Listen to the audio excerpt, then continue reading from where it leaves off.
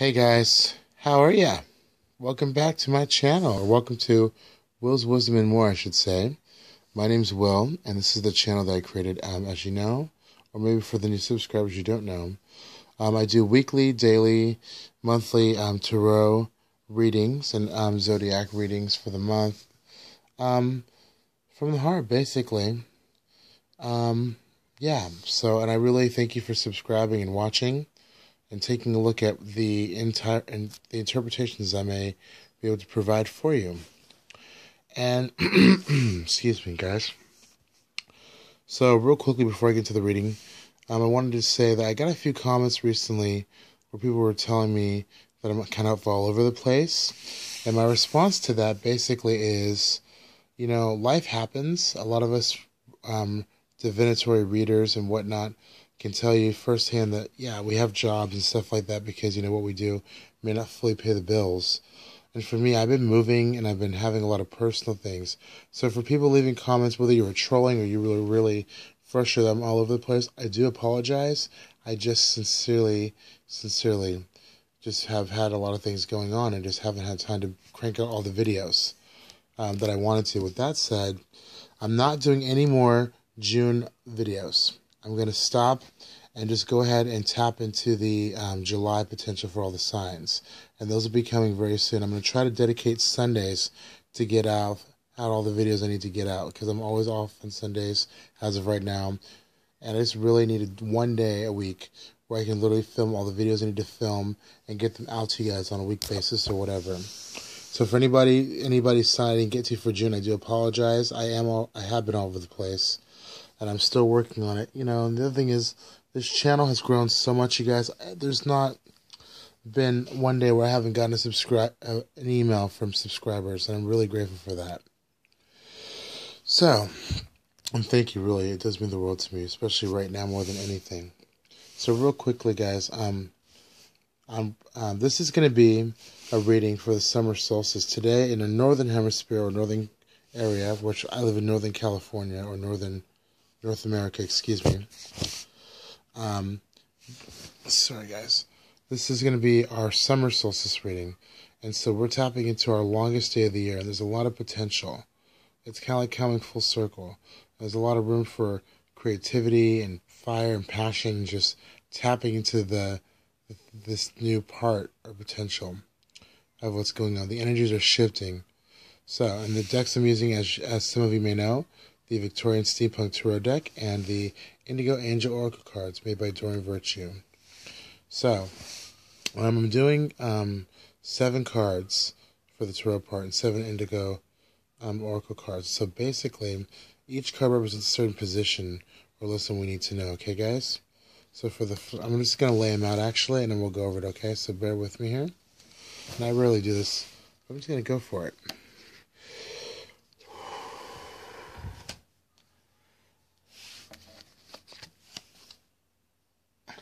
That's funny. That can't be her energy, because no way. It's not. Okay, cool. Interesting. Ooh, I really like that card too. But I'm very grateful, you guys, for all the subscribers I do have, truly. It really does mean the world to me. I'm not giving you guys lip service or anything like that. It really does mean the world to me. I'm very grateful, because it gives me motivation and energy to be able to do this too. Okay, well, I guess we'll go with it. I don't know why. We got a lot of air cards for some reason. Alright, so we're going to go and jump into the oracle part for this for the summer solstice. For those of you in the south hemisphere, I guess this technically would be your winter solstice, which is the shortest day of the year. So if you're in the southern hemisphere, like Australia or something, cheers, mate. And thank you for subscribing. Alright guys, so the first card I pulled up was the past, and that's basically 4 bees. Now bees in this deck represent swords, if you can't tell by the little sword there. The 4 swords is talking about rest and recuperation. Traditionally that's what it means. I know some people have told me, I've heard some interpretations of it meaning that the soldiers would come back home, yada yada yada. I more or less see it as in the past or something recently within this, you know, whatever recent past in this lesson, we need to make sure that we got some rest. we might have gotten enough rest, and so we might have gotten ourselves sick. But we need to learn from that and make sure we get enough rest so we can continue to do the things we need to do, okay? That's what, and swords represent air, mental thinking, and clarity, especially with air signs, by the way, which we're moving into Cancer. We're still in Gemini right now, but Cancer is, or maybe in Cancer right now, but Gemini is air, and Cancer is the moon, which is water. Now, our current situation is the King of Bees, which is the King of Swords. Now, this man, or this card represents a male, specifically an air sign. I mean, it could be a female too, okay? But more or less, I sense a male for this, or ourselves even if you're an air sign. But this is basically saying that right now we're feeling like we are on top, knowing we're finally coming out of knowing the rest period, right, and knowing what moves we need to make as far as thinking. It's not like the Ace of Swords where it's a new thinking. This is basically saying this is as being on top of our mental thinking, be able to communicate ourselves and our thoughts clearly. Mercury retrograde's over now. We're moving forward. I think Neptune retrograde's still going, blah, blah, blah. But more or less, we are coming into a new mental thinking. We're being able to finally make those decisions on a mental basis for ourselves. Okay, that's what I get from this. Now, we have the third card here, which is our future for the summer solstice, and we have the star. Okay, I really love this card, by the way it's illustrated here. The star is the 17th card of the major arcana here. And so if you look here, guys, what I'm most drawn to is not the cups on the bottom here, which is funny because it has a dragonfly and water, which is like temperance.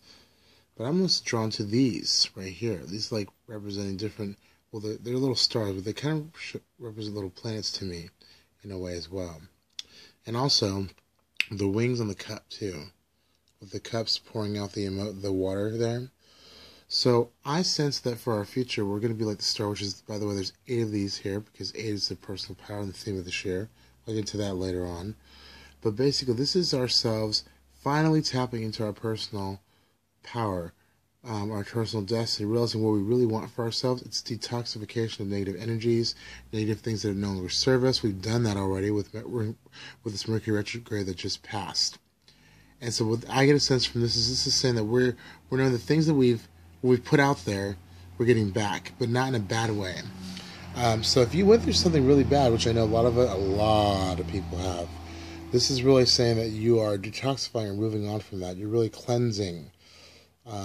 You've cleansed already, or you are cleansing currently in this state, the things that no longer serve you, to be able to move on, or making room to be able to move on and go into a more prosperous future or time for yourself, okay? That's what I get for our future position for the summer solstice. Now, the fourth card is our best course of action to take, or what will happen. And we have the Six of Bees, which is the Six of Swords. Now, here's the thing about this card. Some card decks have it with water, meaning, oh, they might be traveling over water. With this deck, I like how it's just the bees and that little hand there, right? Take a look at the sword at the bottom. Excuse me, guys. Right here. You see that? Look how the blood stains there, right? Now look how the bees progress. They're clumped in together, but look at this one up here at the top, and the hand pointing at it. This, to me, the Six of Cards with this deck is representing us breaking free of the past troubles we've had, like the Five of Swords with the Strife card, right? And going into a more prosperous time. That's what it traditionally represents, and I like that meaning. It resonates so much more.